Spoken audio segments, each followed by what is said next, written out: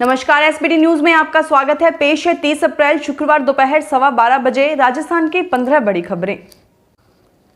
देश में कोरोना से हालात बेकाबू हो चुके हैं। इसका अंदाजा ऐसे लगाएं कि दुनिया के नए मरीजों में से करीब 40 से 45 भारत में ही मिल रहे हैं।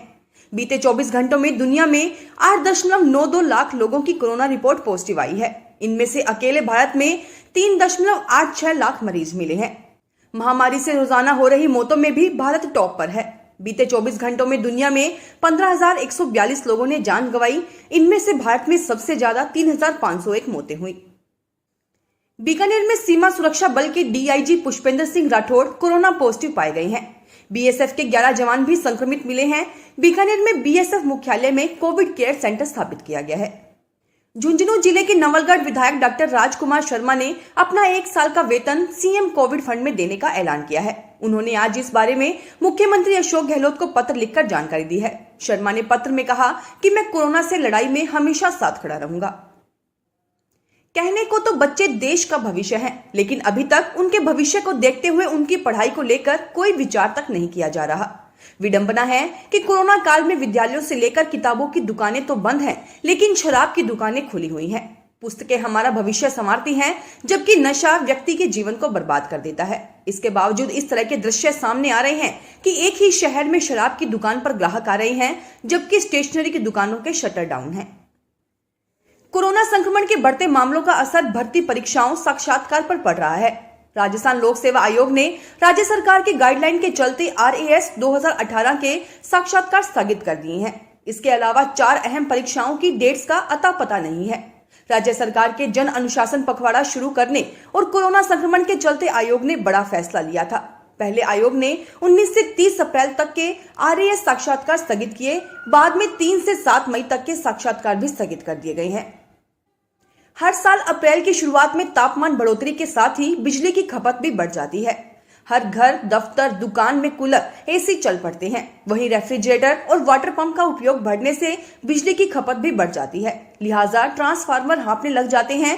कहीं मेंटेनेंस की जरूरत पड़ती है तो कहीं ट्रांसफार्मर जल जाते हैं। यह स्थिति अमूमन हर साल होती है, लेकिन ये लगातार दूसरा साल है जब गर्मी बढ़ने के बावजूद बिजली की खपत नहीं बढ़ी है। धौलपुर जिले में लगातार बिना अनुमत दुकानों के खुलने तथा ग्राहकों की बिक्री करने की मिल रही शिकायतों पर कड़ा रुख अपनाते हुए जिला कलेक्टर राकेश कुमार जायसवाल ने अब सभी गैर अनुमत दुकानों को 100% सीज करने के आदेश जारी कर दिए हैं। इस प्रक्रिया में कई उपखंडों में दुकानों को सीज करने की कार्यवाही भी शुरू कर दी गई है। वहीं शुक्रवार को सभी दुकानों को सीज करने के लिए उपखंड अधिकारियों ने अधीनस्थ अधिकारियों को निर्देशित भी कर दिया है।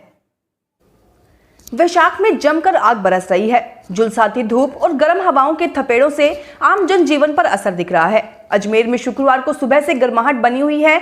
अधिकतम तापमान 42 डिग्री रिकॉर्ड किया गया है। 2 दिन में पारे में 5.4 डिग्री की बढ़ोतरी हो चुकी है। मौसम के मिजाज को देखते हुए गर्मी की प्रचंडता और बढ़ने की उम्मीद है।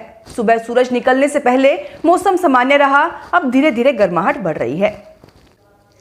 जेईई मेन परीक्षा में देरी और कोरोना संक्रमण के चलते इंजीनियरिंग कॉलेज के दाखिलों पर असर पड़ सकता है। तकनीकी शिक्षा विभाग को सत्र 2021-22 में भी जेईई मेन के अलावा 12वीं उत्तीर्ण विद्यार्थियों को इंजीनियरिंग कॉलेज में प्रवेश के प्रस्ताव पर विचार विमर्श की तैयारी में है।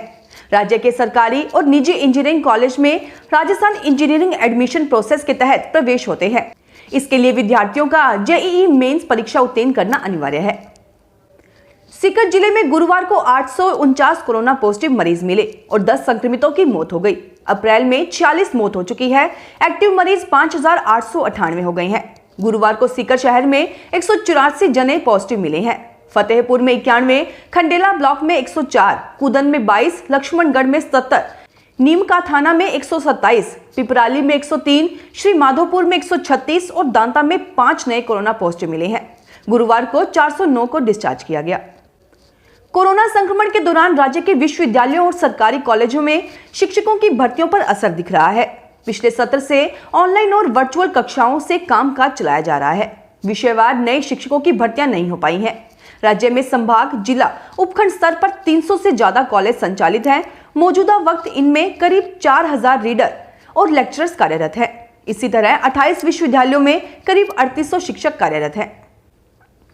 अलवर में खौफजदा रही गुरुवार बीती रात।